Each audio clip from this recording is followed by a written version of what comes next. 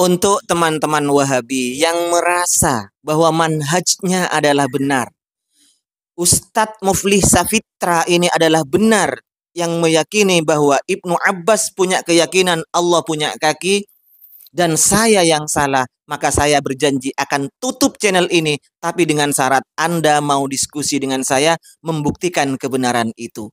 Kita gunakan dari berbagai referensi kitab, kita buktikan. Jangan diskusi kusir, jangan debat kusir yang hanya mengandalkan copy paste dan pemikiran otak kita sendiri.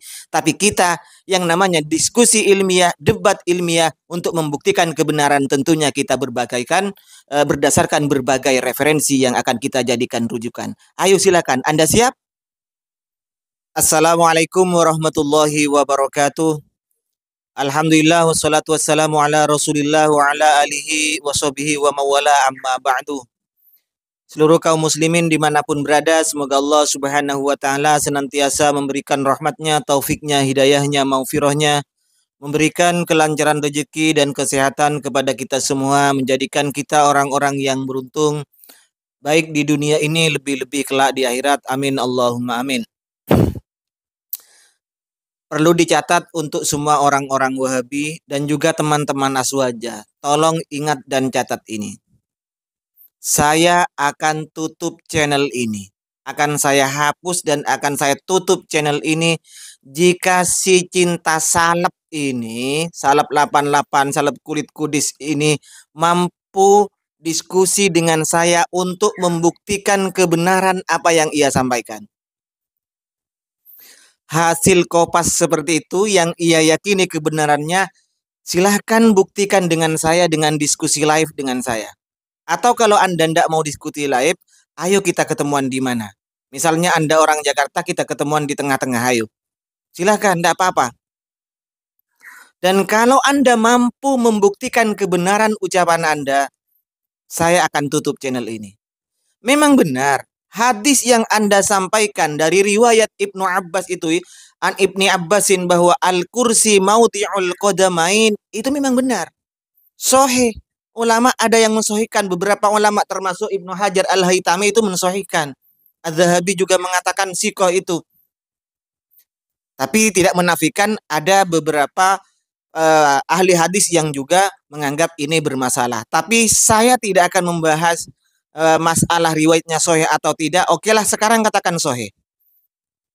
Namun yang akan bahas adalah apa sebenarnya maksud dari itu.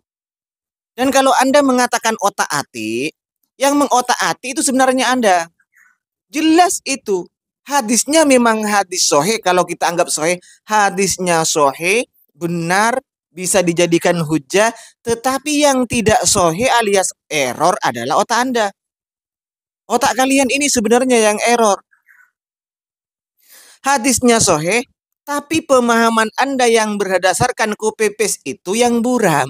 Karena berdasarkan copy paste saja.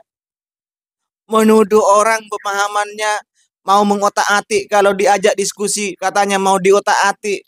Dasar murid Idrus Ramli. Yang mengotak-atik adalah orang yang tidak paham sebenarnya kayak Anda. Sok bicara agama itu yang mengotak-atik namanya. Kayak biasa kan orang Wahabi itu, seperti kullu bid'atin dhalalah. Hadisnya sahih itu. Tetapi pemahaman Anda yang error, pemahaman Anda yang buram. Pemahamannya nasnya sahih, sore, jelas, cuman otaknya yang buram. Hasil copy paste-nya itu yang buram. Makanya kalau memang misalnya sekarang, contoh ya, sekarang di bid'ah. Masalah bid'ah. Hadisnya jelas, hadisnya sahih. Tapi siapa yang memahami seperti pemahaman Anda? Siapa yang memahami ulama? Siapa ulama salaf? Siapa yang memahami sebagaimana pemahaman orang-orang salafi Wahabi ini? Yang biasa ia kutip dalam masalah bid'ah ini adalah siapa itu? Pengarang kitab Al-I'tisam itu. Pengarang kitab Al-I'tisam, Asy-Syatibi. Asy-Syatibi ini sering dikutip pemahaman bid'ah bahwa thariqatun adalah thariqah, suatu cara di dalam agama yang dibuat-buat, yang tudohi syari'ata, yang menyerupai syariat.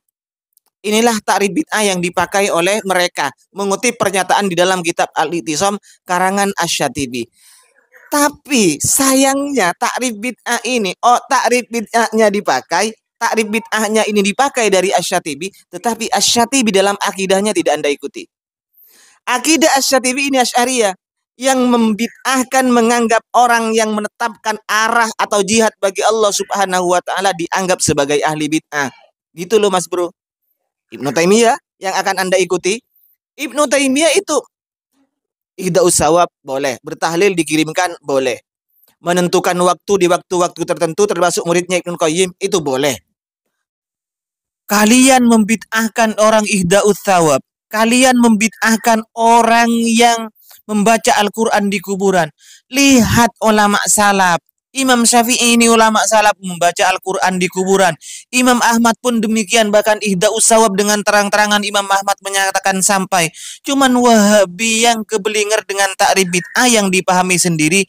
Ini yang membid'ahkan. Kembali sekarang terhadap permasalahan Ustadz Mufli. Jadi sekali lagi catat. Kalau saya bisa Anda bungkam dengan hujah-hujah Anda ketika diskusi live, maka channel ini akan saya tutup untuk selamanya, ya. Silakan, ayo kita diskusikan. Artinya begini, biar tidak diskusi kusir, biar tidak ngeyel, Anda buktikan referensinya. Tafsiran atau penjelasan perkataan Ibnu Abbas, al-kursi maudhi'ul qadamaini ini menurut ulama seperti ini, menurut ulama ini seperti ini, menurut ulama ini seperti ini. Jangan hanya mengandalkan tulisan orang-orang Wahabi yang ada di blogspot. Ya, hanya bermodal kota Anda sok jadi orang ahli agama. Ingat, Ibnu Uyainah berkata, al-hadis mudillah illa lil fuqaha. Jadi menurut beliau yang wafat tahun 198, al-hadis mudillatun illa lil fuqaha. Hadis yang dipahami oleh otakmu sendiri, Cinta Salaf Kudis 88, ini mudillatun, dapat menyesatkan illa lil fuqaha, kecuali bagi orang-orang yang memang ahli fikih, Pak Cinta Salaf.